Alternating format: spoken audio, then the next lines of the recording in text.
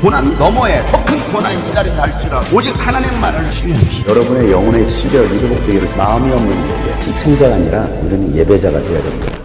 샬롬, 새날이 밝았습니다. 새 하루를 주신 하나님께 감사와 영광을 올려드립니다. 오늘도 주님께서 주시는 위로와 평강으로 힘있게 살아갈 수 있는 복된 날이 되기를 주 이름으로 축복합니다. 함께 나눌 말씀은 고린도전서 1장 10절부터입니다. 그런데 형제자매 여러분, 나는 우리 주 예수 그리스도의 이름으로 여러분에게 권면합니다. 여러분은 모두 같은 말을 하며 여러분 가운데 분열이 없도록 하며 같은 마음과 같은 생각으로 뭉치십시오. 나의 형제자매 여러분, 글로의 집사람들이 여러분의 소식을 전해주어서 나는 여러분 가운데 분쟁이 있다는 것을 알게 되었습니다. 다름이 아니라 여러분은 저마다 말하기를 나는 바울 편이다, 나는 아볼로 편이다, 나는 게바 편이다, 나는 그리스도 편이다 한다고 합니다. 그리스도께서 갈라지셨습니까? 바울이 여러분을 위하여 십자가에 달리기라도 했습니까? 또는 여러분이 바울의 이름으로 침례를 받았습니까? 내가 여러분 가운데에서 그리스보와 가이오밖에는 아무에게도 침례를 준 일이 없음을 하나님께 감사드립니다. 그러므로 아무도 나의 이름으로 침례를 받았다고 말하지 못할 것입니다. 내가 스데바나 가족에게도 침례를 주었습니다마는 그 밖에는 다른 누구에게 침례를 주었는지 나는 모릅니다. 그리스도께서 침례를 주라고 나를 보내신 것이 아니라 복음을 전하라고 보내셨습니다. 복음을 전하되 말의 지혜로 하지 않게 하셨습니다. 그것은 그리스도의 십자가가 헛되이 되지 않게 하시려는 것입니다. 아멘. 바울이 고린도 교회를 세우고 떠나온 지 3, 4년이 흘렀습니다. 그 사이에 이 고린도 교회는 여러 가지 문제들이 발생했습니다. 물론 바울로부터 예수 그리스도의 복음을 받아들이고 그들 가운데 하나님의 은혜가 있었습니다. 하나님을 아는 지식이 늘어났고 예수 그리스도 증인의 삶을 살았습니다.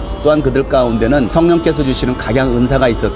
그리고 예수 그리스도의 재림을 기다리는 신앙이 그들 가운데 있었습니다. 그렇게 성장해 가던 이 고린도 교회에 거짓 교사가 들어와서 그들이 바울로부터 들었던 복음을 왜곡시켰고 그래서 그들 사이에 분열이 일어나기 시작했습니다. 고린도 교회는 바울이 세운 교회였습니다. 훗날 이 교회에 바울은 아볼로를 파송합니다. 그래서 아볼로부터 이 교회는 가르침을 받기 시작했습니다. 그런데 거짓 교사들이 들어와서 바울의 사도권을 인정하지 않고 바울은 진정한 사도가 아니다라고 말을 했습니다. 그래서 예수님의 진짜 사도는 베드로다. 그래서 많은 사람들이 베드로를 따르기 시작했습니다. 또 한편에서는 아볼로를 따르기 시작했습니다. 그러면서 교회 안에 분열이 일어나기 시작했습니다. 나는 바울파다, 나는 아볼로파다, 나는 베드로파다. 또 어떤 사람은 난 그리스도파다 라고 말을 하면서 이 교회 안에 분열이 일어나기 시작했던 것입니다. 분열은 마귀가 이용하는 방법입니다. 교회를 깨트리기 위해서 생각들을 나누기 시작합니다.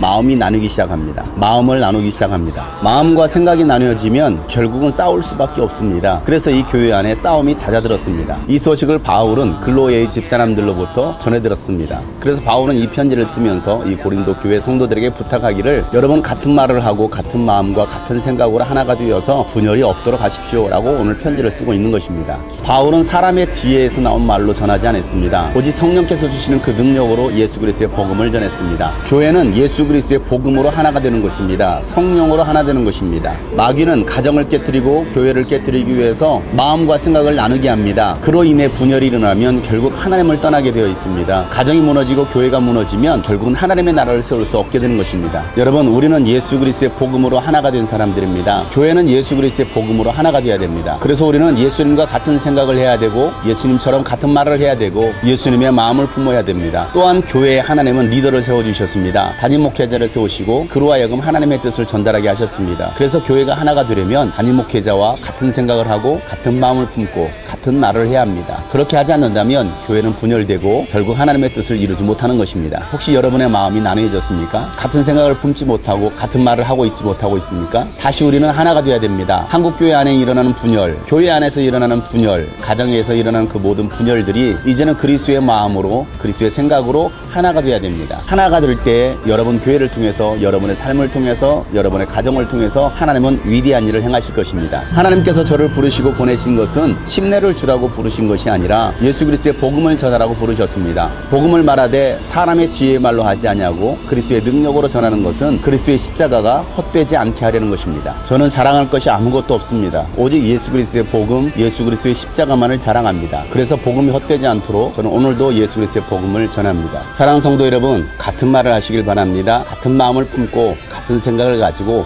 하나님의 나라를 세워갈 수 있는 귀한 여러분의 가정, 여러분의 교회가 되기를 주 이름으로 축복합니다.